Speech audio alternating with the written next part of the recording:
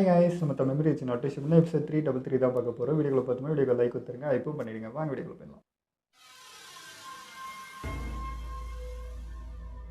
நீ ஆஷிராமோட வாரிசுங்கிறதுனால உன்னால என்ன தோக்கடிக்க முடியும்னு நினைக்கிறியா? உன் பலம் உன்னோட உத்வேகம் கிடையாது, அதை நீ செய்யறத முடிக்கிறதுக்கான ஒரு ஆயுதம். இல்ல, தப்பு. ஒரு இறப்போட வலிதான் உயிரோட இருக்கிறவங்களுக்குள்ள சக்தியை இன்னும் பலப்படுத்தும். அந்த வலி இருந்ததால மட்டும்தான் நான் மெடிக்கல் நிஞ்சிட்சுவை கத்துக்கிட்டேன். அப்படிதான் மருத்துவ விதிகளும் உருவாக்கப்பட்டது. முதல் விதி, நோயாளியோட உயிர் பிரியற வரைக்கும் ஒரு மெடிக்கல் நிஞ்சா சிகிச்சை அளிக்கிறத நிறுத்தக்கூடாது. இரண்டாவது விதி, ஒரு மெடிக்கல் நிஞ்சா முன்னிலையில நின்னு சண்டை செய்யக்கூடாது. மூணாவது விதி, ஒரு மெடிக்கல் நிஞ்சா தான் அவங்க குழுவிலேயே சாகுற கடைசி ஆளா இருக்கணும். மாணவர்களுக்கும் சொல்லிக் கொடுத்தேன். ஆனா நாலாவதா ஒரு விதி ஒண்ணு இருக்கு. அது என்னன்னா, 100 பேரை குணப்படுத்தக்கூடிய நிஞ்சா ஆர்ட் ஆஃப் மிட்டாட்டிக் ரீஜெனரேஷனை கத்துக்கிட்டவங்க முதல் 3 விதிகளையும் சுலபமா மீற முடியும். 100 பேர் இருப்போம். மீற முடியும்னு சொன்ன. 100 பேரை குணப்படுத்துற அந்த ஜுட்சுவா கேள்விப்பட்டதே இல்ல. அந்த ஃபார்பிடன் ஜுட்சு எனக்கு மட்டும்தான் தெரியும். அப்படின்னா எனக்கு மட்டும்தான் சண்டை செய்ய அனுமதி இருக்கு. பார்ட்டிகல் ஜுட்சுவாலேயே எதுவும் பண்ண முடியாதப்ப ஒன்னால மட்டும் என்ன பண்ண முடியும்னு நினைக்கிறேன். நான் இப்பவும் சொல்றேன், நல்லா கவனிச்சுக்க. மெடிக்கல் நிஞ்சாவை என்னைக்கும் குறைச்சு எடை போட்டுறாத. ராய்க்காக அளவுக்கு வேகம் இல்ல. ஆனா ஸ்ட்ராங். விருப்பம். ஆனா இவளோட பலம் பன்மடங்கு அதிகம். Fire style, majestic demolition flame. Water style, water pillar. Water style, water dragon missile. Weighted boulder, lateral bolt of paint job.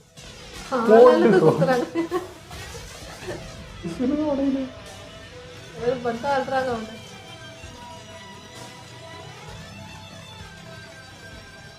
நான் இப்போ ஒண்ணு ஒத்துக்கிறேன். நான் நினைச்ச அளவுக்கு நீ பலவீனமானவ கிடையாது. இருந்தாலும் நீ இந்த சண்டையில இறந்துட்டா மத்த காகைகளை இறந்து போயிடுவாங்க. ஏன்னா இப்போதைக்கு ஒன்னால மட்டும்தான் அவங்களை குணப்படுத்த முடியும். அதுக்கு நீ சொன்ன மாதிரி முதல்ல நான் இறக்கணும். ஆஷிராமா, நீ என்னத்தை விட்டுட்டு போனன்னு எனக்கு சத்தியமா தெரியும். உன் திறமைகளை ஒப்பிடும் போது இதெல்லாம் கம்மிதான். ஏன்னா உனக்கு அடுத்து வரவங்க உன்னுடைய இடத்தை நிரப்புறாங்கன்னா நிச்சயமா அவங்களுக்கு போராடுறதுக்கான வலிமையும் இருக்கணும். அது இவங்களுக்கு இருக்கான்னு எனக்கு தெரியல. ஆனா என்னை எதிர்க்கிறதுக்கான தைரியம் மட்டும் இருக்குன்னு தெரியுது. அதுவே பெருசுதான். என் தம்பி எனக்காக அவன் கண்களையும் அவன் விஷுவல் பவர்ஸையும் மட்டும்தான் விட்டுட்டு போயிருந்தான். அதனாலதான் நீ சொல்றது தப்புங்கிற. அடுத்த தலைமுறைக்கு வெறுப்ப தவிர மத்த எதையுமே முழுசா கடத்த முடியாது. என்ன ரீஅனிமேஷன் மூலமா மாதரா திரும்ப வந்துட்டானா? இப்ப வந்திருக்கிறது தான் உண்மையான மாதரா. அதனால 5 காகைகளும் அவனை எதிர்க்கிறதுக்காக போயிருக்காங்க. ஒரு ஹோகாகேவா லேடி சுனாடேவா அதுல பங்கேற்க போயிருக்காங்க. சுனாடேதான் ஹோகாகேவா? அவ எப்ப இந்த மாதிரி ஆனா? ஏன் நான் அதை உன்கிட்ட சொல்லலையா? உண்மையா நீ போனதுக்கு அப்புறமா லேடி சுனாடே மனசளவுல ரொம்பவே கஷ்டப்பட்டாங்க. அப்பதான் உன்னை அவங்க எந்த அளவுக்கு விரும்பினாங்கன்னு புரிஞ்சது. சுனாடே லேடி சுனாடே கண்டிப்பா இதுல தோக்கிறதுக்கு வாய்ப்பே இல்ல. அவ்வளோ ஏன் இப்ப வரைக்கும் உயிரோட இருக்கிற ஒரே லெஜெண்டரி சாணின்னா அது இவங்க மட்டும்தான்.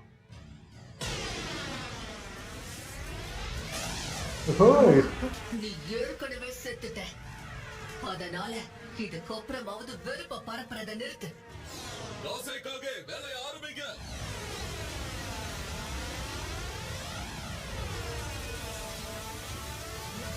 சீக்கிரம் அடைக்க முடியுமா? கிராண்ட் சாண்ட் மோசோலம் அவன் அடைச்சு வச்சாச்சு. இதுக்காகவே ஆட்டமிச்சு வராரு.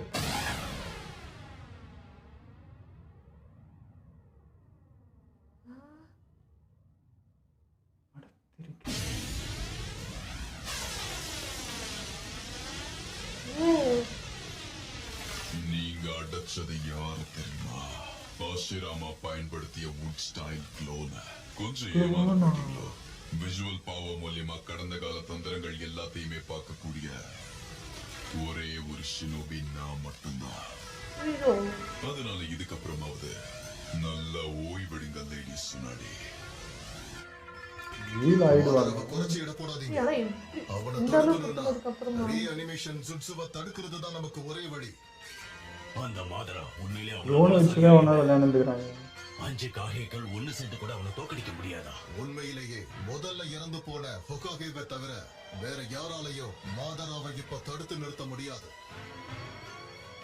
ரீஅனிமேஷன் ஸ்டாப் பண்ணா என்னை மட்டும் பாதுகாக்கிறவங்க மட்டும் இங்க இருங்க.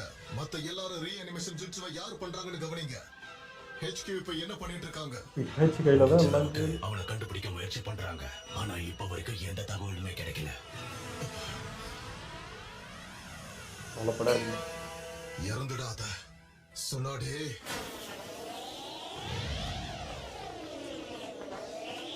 அட என் வேலையை செய்ய விட்றா. Summoning jutsu. நீ கொஞ்சம் இங்கேயே இரு. இந்த வேலையில குறுக்கிறேன். வந்துட்டான். அப்பா. ஐயோ. கரெக்டான டைமிங் அங்கே. இதால என்ன தடுக்க முடியாது.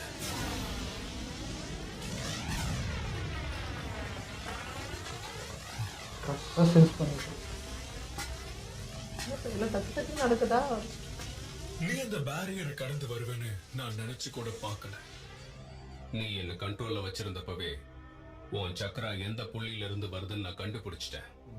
இதுதான் இந்த ஜுட்சுவோடைய பலவீனம். இத அடுத்த முறை ஞாபகம் வச்சுக்க நீயே இருக்க மாட்ட. நீ சொன்னதுக்கு ரொம்ப நன்றி. இந்த ஜுட்சுவை இந்த அளவுக்கு தேடி பார்த்த எந்த ஷினோபியும் நான் பார்க்கல. அதனால இவ்வளவு நேரம் நான் இதை பத்தி கவலையே படல. அதெல்லாம் இருக்கட்டும், நான் உன்கிட்ட இன்னொரு விஷயத்த பத்தி சொல்லணும்னு நினைக்கிறேன்.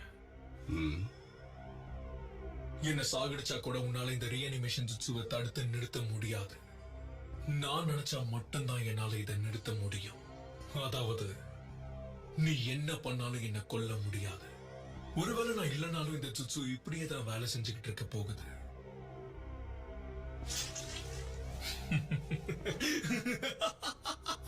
இது மூலமா என் லக்கண்ணை எவ்வளவு காப்பாத்துதுன்னு நீயே தெரிஞ்சுக்க. எப்பவுமே எல்லாமே இப்படியே இருந்துராது. அதை நீ மறந்துடாத. நான் உன்னை புடிச்சிட்டேன். இங்க என்ன பண்ணிட்டு இருக்கேன்னு சொல்ல. ஒரோச்சிமாரு, நீயா? கண்ணு தெரியுமா தெரியல. என்னடா ஆச்சு உனக்கு? ஆனா இந்த குரல் காபூட்டோ. மூஞ்சி பார்க்கல இவ்வளவு போல. நேரம் நான் யாருக்காக இந்த சண்டை போட்டனோ இப்ப அந்த ஆளே வந்து என் முன்னாடி நிக்கும் போது ரொம்ப ஆச்சரியமா இருக்கு. உண்மையிலே நான் அதிர்ஷ்டசாலிதான். என்ன உளறிக்கிட்டு இருக்க? 2 பேரும் சேர்ந்து இங்க என்ன பண்றீங்க? அத சொல்றது கொஞ்சம் கஷ்டமாச்சு. இருந்தாலும் உனக்கு புரிய வைக்க நான் முயற்சி ஆமா, பண்ணேன். இது எதுவுமே தெரியல. தாராளமா புரியவை. அதுக்குள்ள எப்படியாவது இந்த ரீஅனிமேஷனை நிறுத்திடுவேன். இந்த ஜுட்சுக்குன்னு தனிப்பட்ட முறையில பலமும் பலவீனமும் இல்ல. அதனால தயவு செஞ்சு இதை புரிஞ்சுக்க முயற்சி பண்ணிட்டாச்சு. கொண்டா. இப்ப நீ கொஞ்சம் நகர்ந்தா கூட நிச்சயமா சாஸ்கி அதை வேடிக்கை பார்த்துக்கிட்டு இருக்க மாட்டான். இப்படி அவனை நீ மூஞ்சி அவசரப்பட்டாலும் உன்னால கண்டிப்பா இதுல ஜெயிக்க முடியாது. புரிஞ்சிருக்கும்னு நினைக்கிறேன். காபூட்டோ, நான் கேக்குறதுக்கு பதில் சொல்லு. கண்டிப்பா இதெல்லாம் நான் உனக்கு சொல்லதான் போறேன். உன் அண்ணனோட கண்கள் உனக்கு வச்சதுக்கு அப்புறம் நீ அமைதியா ஓய்வெடுத்துக்கிட்டு இருக்கும் போது இந்த உலகத்துல நிறைய மோசமான ஆபத்தான விஷயங்கள் நடந்துருச்சு. அப்படின்னா திட்டப்படி டோபி போற தொடங்கிட்டானா? பரவாயில்லையே, உனக்கும் தெரிஞ்சிருக்கு. நீ சொல்றதும் உண்மைதான். 4வது கிரேட் நிஞ்சா வார். டோபியும் நானும் land of fire, land of water, land of wind, land of earth, அப்புறம் லேண்ட் ஆஃப் லைட்னிங். இந்த எல்லா ஊர்களோட ஷினோபியும் அடங்கிய ஆலைடு ஷினோபி ஃபோர்ஸஸ் தான் நாம எதிர்த்துட்டு இருக்கோம். 5 நாடுகளை எதிர்த்து கண்டிப்பா உங்க 2 பேரால போர் செய்ய முடியாது. ஆனா நாங்களும் அதைத்தானே பண்ணிக்கிட்டு இருக்கோம். மாதிராவே அறிவித்தானுங்க. ஒயிட் ஜெட்சுவை நாங்க உருவாக்கி இருக்கோம். அதே மாதிரி ரீஅனிமேஷன் மூலமா என்னால இங்க வர வைக்கப்பட்டவங்க கின்ககு, மிஸ்டர் 7 நிஞ்சா ஸ்வாட்ஸ்மேனுடைய முன்னாள் உறுப்பினர்கள்.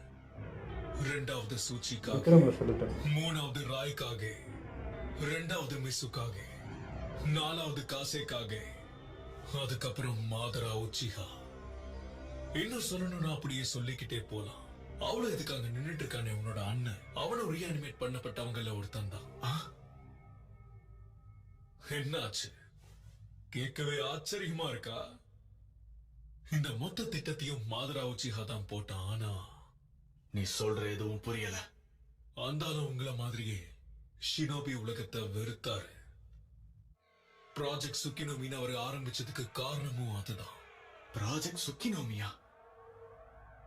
டென்டைல்ஸை பயன்படுத்தி இந்த மொத்த உலகத்து மேலேயும் ஒரு சக்தி வாய்ந்த கெஞ்சுட்சுவை பரப்பணும். அப்படி பண்ணா மொத்த உலகமும் அவனோட கட்டுப்பாட்டுல தான் இருக்கும்.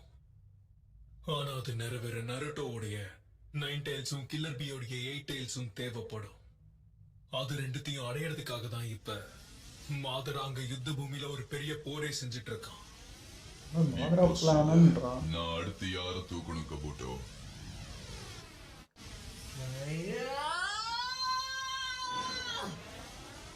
ஓடு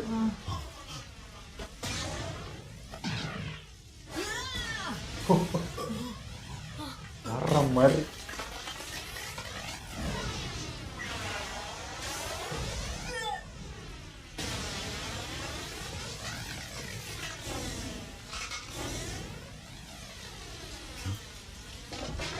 இந்த ப்ரூஃப் போதுமா சார் அவங்க பேசிட்டு? உன்னால இப்ப எப்படி அசைய முடியுது? அதுவா, நான் தான் சொன்னல நான் மத்தவங்க மாதிரி இல்லைன்னு. தானாவே அடிப்பட்ட இடம் சரியாகுது, புரிஞ்சிருச்சு.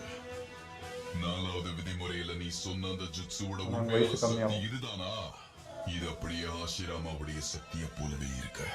நீ எதிர்பார்க்காத நேரம் இதை வச்சு நான் உன்னை பிடிக்கணும்னு நினைச்சேன். ஆனா ஏன் ஜுட்சுவை பயன்படுத்தி உன்னால என்ன கொல்ல முடியாது? ஆனா ஏன் ஜூட்ஸுவால உன்னை கொல்ல முடியும்? அவ்வளவுதான்.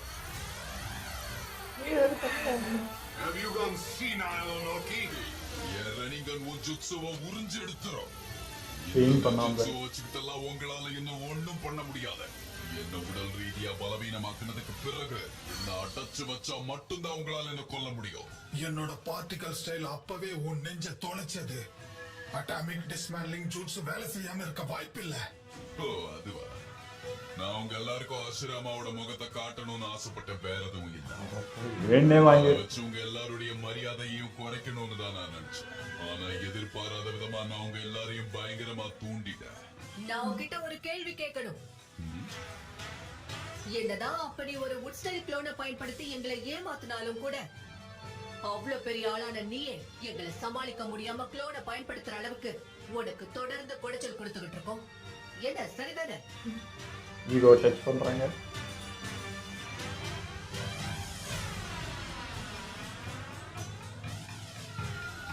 நீங்க 5 பேரும் சேர்ந்து என்ன எதிர்த்துக்கிட்டு இருக்கீங்க. 5 பேர் சேர்ந்து எதிர்த்தாலும் ஜெயிச்சுதான் ஆகணும். அதனால இதெல்லாம் அநியாயம் கிடையாது. சொல்ல போனா உன் வீரத்துக்கு நிச்சயமா இது ஒரு நல்ல எடுத்துக்காட்டாதான் இருக்கும். மாதரா உச்சிஹானா சும்மாவா? இருந்தாலும் இதெல்லாம் மரியாதை. நியாயப்படி பார்த்தா நீங்க ஆளுக்கு 5 பேரை எதிர்க்கணும். ஐயோ, ஒத்த குளோனே சமாளிக்க முடியல, ஆளுக்கு 5. இப்ப 5 பேர் ஒருத்தரை எதிர்க்க போறாங்க. இது அநியாயம் சொல்லிட மாட்டீங்களா? ஏன்னா நீங்க எல்லாருமே காகைகள். அதனால உங்க எல்லார்கிட்டயும் நான் ஒரு கேள்வி கேட்கணும். இங்க இருக்கிற குளோன் சுசானோவை பயன்படுத்தணுமா இல்ல வேண்டாமா? யோசிச்சு சொல்லுங்க. குளோன்ல சுசனம். போருடைய கதை சுருக்கம் இதுதான். ஆனா நீ பயன்படுத்திக்கிட்டு இருக்கிற இந்த இவனை ஸ்டாப் பண்ணுங்கயா. நீ எதுக்காகன்னு சொல்லு. எல்லாரையும் கொல்லணுங்கிறதுக்காக தானே? காரணம் ரொம்ப சுலபம். நான் அவனோட கண்ட்ரோல்லையே இல்ல. நீ சொல்றது சரிதான். இத நீதான் பாத்துக்கணும் இட்டாச்சி உச்சிஹா. இந்த ரீஅனிமேஷன் ஜுட்சுவை அவனோட கெஞ்சுட்சுவை பயன்படுத்தி மாத்தி எழுதுனா எப்படி இருக்குன்னு யோசிச்சு பாரு. என்ன தப்பா எடுத்துக்காத. எனக்கு மத்தவங்க கட்டளைப்படி ஆடுறதெல்லாம் சுத்தமா பிடிக்காது. ஆனா இந்த விஷயத்துல நானும் உன்ன மாதிரிதான். நான் கேட்ட எல்லா கேள்விகளுக்கும் இன்னும் பதில் சொல்லல. நீ கேக்குறங்கிற ஒரே காரணத்துக்காக என்னால எல்லா கேள்விக்கும் பதில் சொல்லிக்கிட்டே இருக்க முடியாது. இன்னொன்னு சொல்லவா, அகாடமில எப்படி இருந்தியோ இப்பயும் அப்படிதான் இருக்க. கொஞ்சம் கூட மாறல. இப்ப நீ என்ன சொல்ல வர? இன்னும் நான் அடம் பிடிக்கிறேன்னு நினைக்கிறியா? இல்ல, சும்மா சொன்ன. உன் அண்ணன் வேற இப்ப இங்க இருக்கானா? நான் உன்னை கொல்றதுக்காக வந்தேன். அதான் கேட்டல்ல. ரீஅனிமேஷன் உண்மையிலேயே இது வேஸ்டான ஜுட்சு. உண்மை என்னன்னா, அந்த வேஸ்ட் ஜுட்சுவால தான் இப்ப நீயும் உன்னோட தம்பியும் இவ்வளவு நேரம் ஒண்ணா இருக்கீங்க. அதுக்கு கொஞ்சமாச்சும் நன்றியோட இருங்க. ரீஅனிமேஷனால என்னைக்கும் மனசை கட்டுப்படுத்த முடியாது. ஒழுங்கா இருந்த 2 இதயங்களை நீ சிறப்பிடிச்சு வெறுப்பையும் வன்மத்தையும் பரப்புறதுக்காக அவங்கள பயன்படுத்திட்டு இருக்க. இன்னும் வலிதான் அதிகம். இறந்த பிறகும் கட்டாயத்தின் பேர்ல சண்டை போடுறதால வர வலி, அது வாழும்போது வரக்கூடிய வலியை விட கொடுமையானது. எல்லா சோகத்திலிருந்தும் ஒரு வழியா விடுபட்ட பிறகு இந்த ஜுட்சு அந்த வலிகளை மறுபடியும் கிளறுது. எனக்கே ஆச்சரியமா இருக்கு. உச்சிஹா கிளான்ல ஒருத்தனை விடாம எல்லாரையும் கொன்னவனுக்கு இப்படி ஒரு இலகுன மனசா? அந்த சம்பவத்தை நினைச்சு நீ ஒருவேளை உண்மையிலேயே வருத்தப்படுறன்னா நிச்சயமா அதனால எனக்கு எந்த பிரயோஜனமும் இல்லை. நீ என்ன சொன்னாலும் சரி, நான் உன்னை கொல்லதான் போறேன். ஹே சாஸ்கே, உச்சிஹா கிளான் அழிஞ்சதுக்கு முக்கிய காரணமான அண்ணனை நீ தான் கொல்லணும். அவனை தேவையில்லாம இங்க கொண்டு வந்துட்டேன்னு நினைக்கிறேன். இதுக்கு மேல அவன் இங்க இருந்தா எனக்கும் உனக்கும் நம்ம 2 பேருக்கும் ஆபத்து தான். உனக்கு சமாதானம் சொல்லு. நம்ம 2 பேரும் ஒன்னா சேர்ந்து உன் அண்ணனான இந்த இட்டாச்சிய துடிக்க துடிக்க கொல்லலாம். உனக்கும் எனக்கும் கிட்டத்தட்ட ஒரே மாஸ்டர் தான். அவனை நான் மாஸ்டர்னு சொல்ல விரும்பல. அது மட்டும் இல்லாம உனக்கு உண்மை தெரியாதுன்னு நினைக்கிறேன். இந்த இத்தாச்சி கிட்ட பேசணுங்கிறதுக்காக தான் நான் இவ்வளவு தூரம் வந்திருக்கேன். சரி, அப்ப சொல்லு, இப்போ நீ யாரு பக்கம் நிக்கிற? இது எப்படி சாத்தியம்? அப்படியே உரோச்சு மாறு மாதிரியே இருக்கான். அப்ப நீயும் என்னோட எதிரிதான். அப்படி பார்த்தா அவன் உனக்கும் எதிரிதானா? அது உண்மைதான். நம்ம அப்புறமா பேசுவோம். முதல்ல அவனை எப்படியாவது அடிப்பணிய வைக்கணும். ஆனா கொன்னுடாத. ரீஅனிமேஷனை தொடங்கணும்னு நம்ம கொன்னுட்டா அந்த ஜுட்சுவை நிறுத்தவே முடியாது. என்னோட சுக்கியோமியை பயன்படுத்தி அவனை சிறப்பிடிச்சு இதை எப்படி நிறுத்தணுங்கிறத அவனையே சொல்ல வைப்போம். அவன் சுக்கியோமி கட்டுப்பாட்டுல இருக்கிற வரை எந்த ஒரு பிரச்சனையும் இருக்காது. அந்த ஜுட்சுவையும் நம்மால உடைக்க முடியும். கண்ட்ரோல் எடுக்கணும்.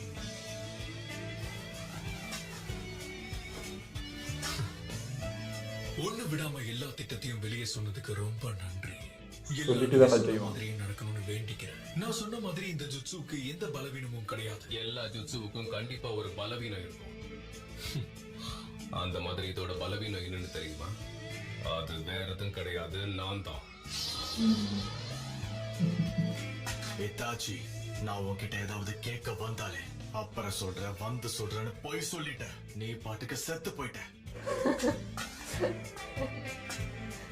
அதனால இந்த முறையாவது கொடுத்த வாக்க காப்பாத்துவேன் நம்புறேன். சில குணங்கள் மாறாதுன்னு சொல்லுவாங்க. நான் இங்க ஏற்கனவே செத்துட்டேன். அதனால என் குணம் மாறிடாது. டைலாக்லாம் வேற மாதிரி. என்ன தாக்க போறீங்களா? இப்ப பாருங்க.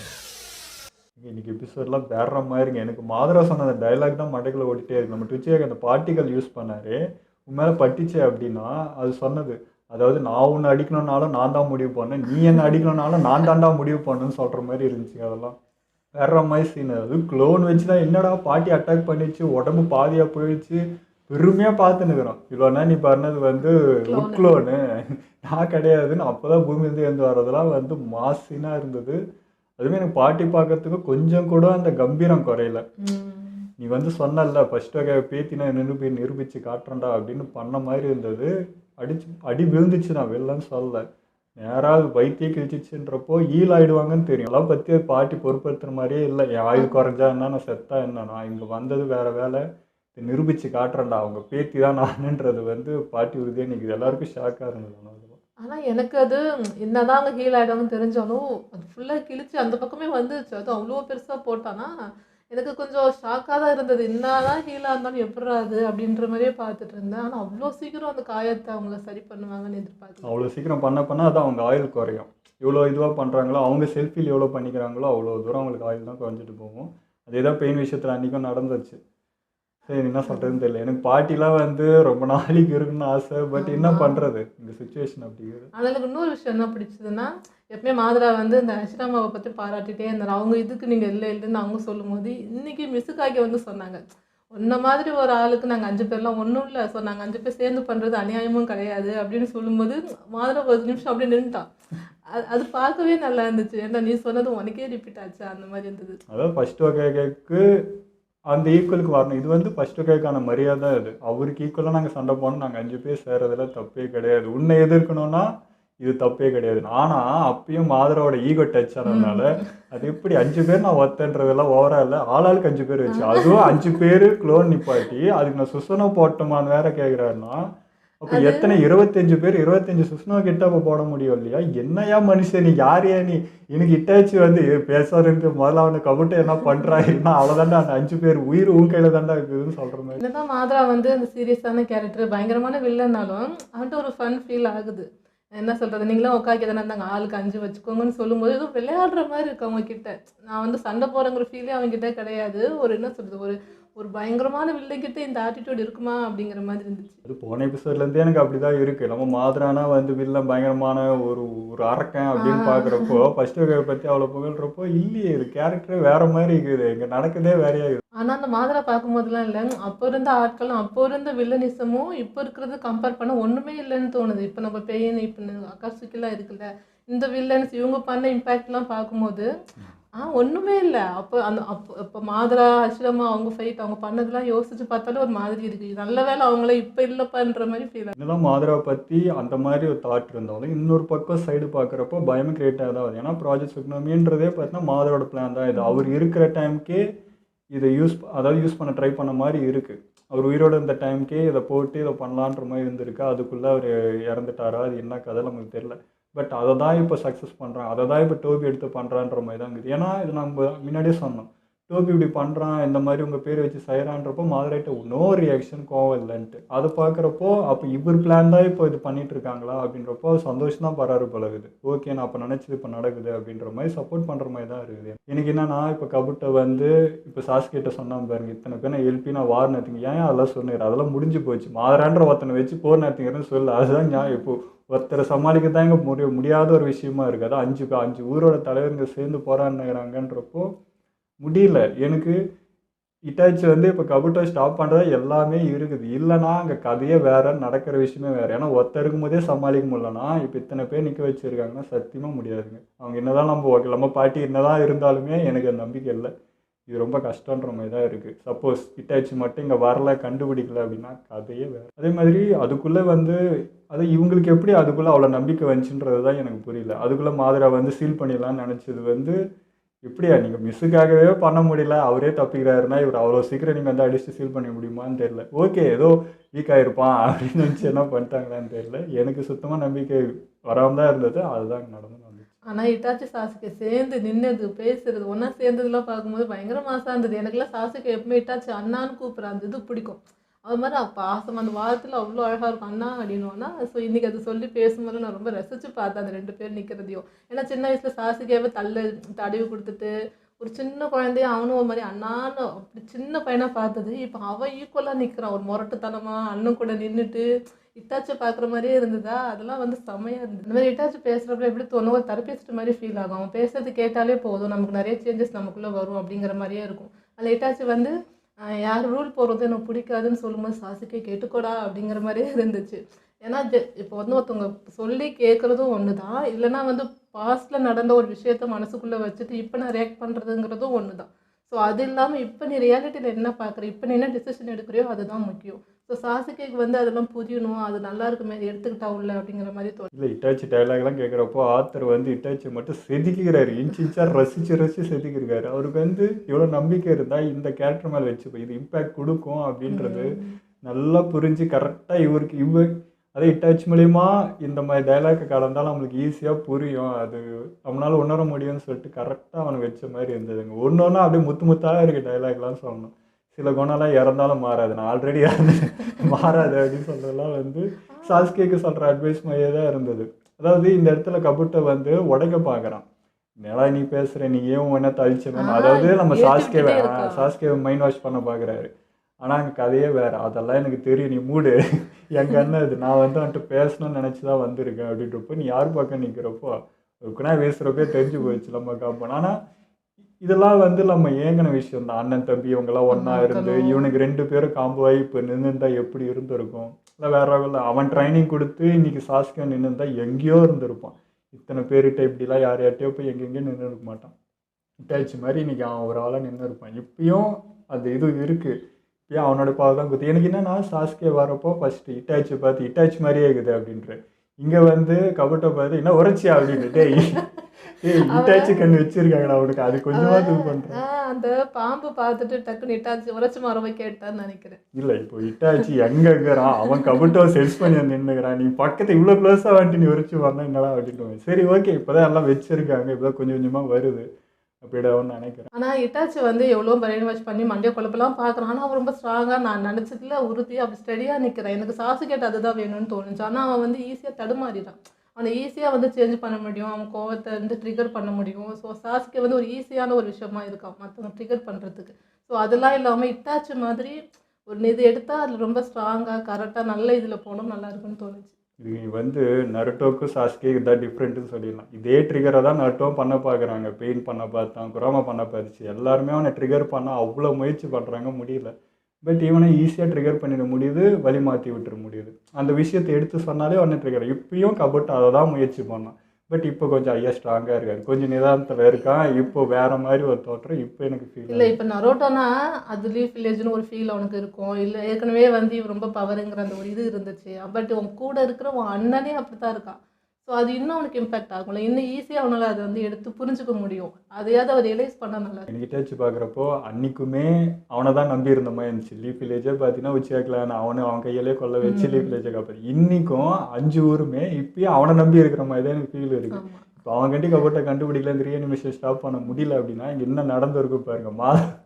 நினச்சி பாருங்க. காலி இந்த 5 பேரை முடிச்சு அடுத்து நட்டோ கிட்ட எனக்கு கில்லர் பீலாம் வந்து தெரியல, மாதம் முன்னாடிலாம் ஒன்றுமே இல்லாத மாதிரி இருக்குது. ஸோ சப்போஸ் இட்டாச்சி மட்டும் இங்கே இல்லை அப்படின்னா சுத்தம். ஓகே, இதெல்லாம் வீடியோ முடிச்சுப்போம். மறக்காம ஷேர் பண்ணுங்கள், மறக்காமல் சப்ஸ்கிரைப் பண்ணிடுங்க.